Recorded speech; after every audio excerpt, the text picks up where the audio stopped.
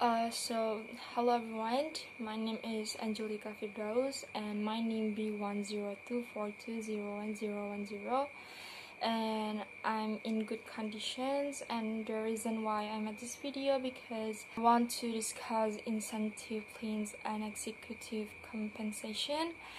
And from HR headlines that I have read, I learned that to develop intensive plans with different market areas, also coupled with guidance from the basic variable pay framework.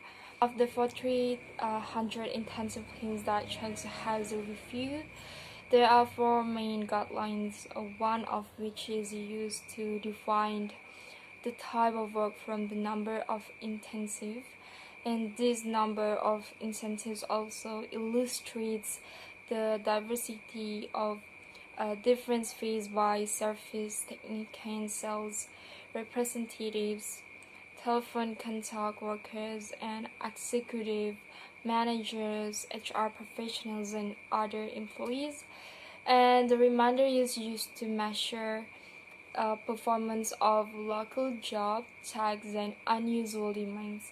And in addition to measuring performance, the variable payment framework is also used for payment activities in order to be more effective and achieve success for the company. And variable salary is compensations given because of the performance of an individual, group, or organizations as a form of reward or incentive given because the performance exceeds what is expected.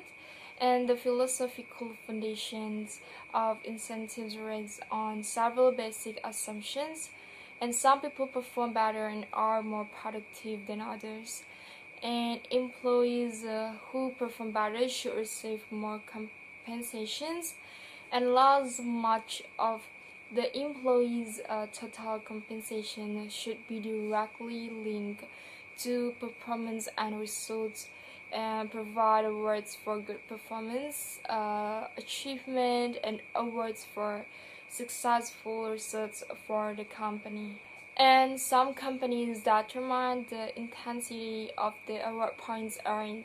And for example, staffing in a hospital that provides reward points for employee to do additional night shifts, and where the employee gets more intensive beyond their salary, and many benefits are also obtained apart from money from these rewards points, and employees can use their points for guest cards on college allowance, gift cards, and other rewards, and this has a positive impact on increasing the number of workers on the night shift. So for metrics for variable payment plans, and some countries spend sizable amounts on variable payments plans as incentives.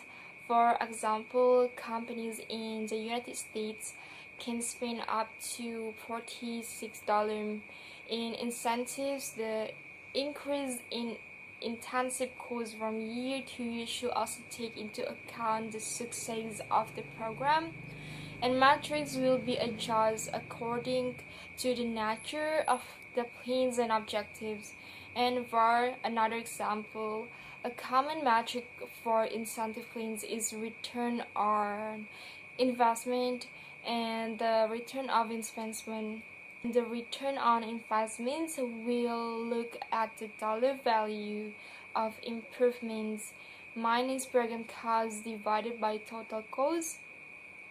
And other metrics can be used to make management decisions, and it must be evaluated whether the intensive administrations also shows success in the plan or turns out to have a negative impact. So there are several factors that contribute to the success of the intensive plans, including the plan must be clear and easy to understand, and the second, the size of the work used is unrealistic, and third, maintain plans and goals, and fourth, mechanically performance in payout results.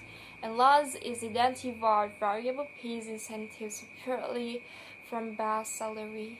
For types of group or team incentives are incentives that can be in the form of individual wages and salaries in addition to other awards. The two most common types of group or team incentives are team results and profit sharing. Namely, incentives can be given based on group result with the same amount to all members. The design of most group or team incentives is based on self-funding principle, which means that the money to be used as incentive rewards is earned through improving organizational outcomes, whereas for individual incentives, it is related to personal effort with additional rewards, and the necessary conditions for the use of individual incentive plans are as follows. The performance of each individual must be measured and identified, and individual competitiveness must be desired, and last is individualism should be emphasized in the organizational culture. So for the executive compensations itself is accepted by higher level because it becomes more strategic and important, such as chief executive officer or CEO, president, senior vice president, chief operating officer, executive vice president, chief financial officer, or senior HR executives. If the organization succeeds in making a profit, it is given an award. For some American companies, reduce this incentive because of several constraints that occur to the company, like such as declining performance and the negative impact it has.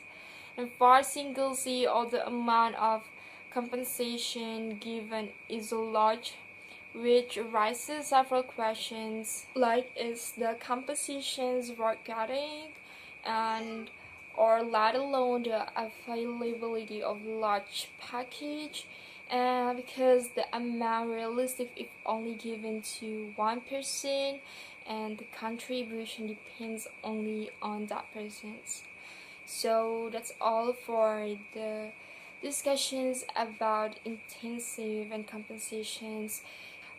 This want to measure how much and how this intensive can give a support from employees or organizations to succeed their plans or their performance in a good way. Exactly.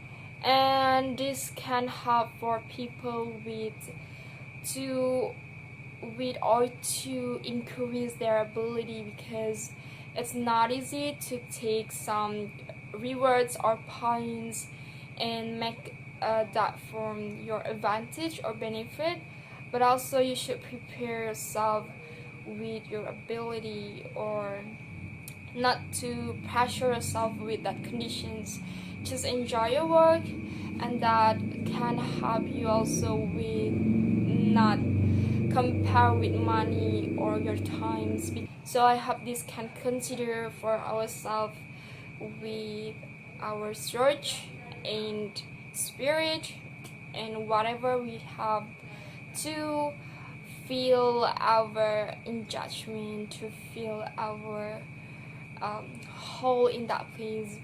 And I think that's all for me. I hope these explanations can be given more and more knowledge for people who watch this video, and see you for the next chapter. Bye.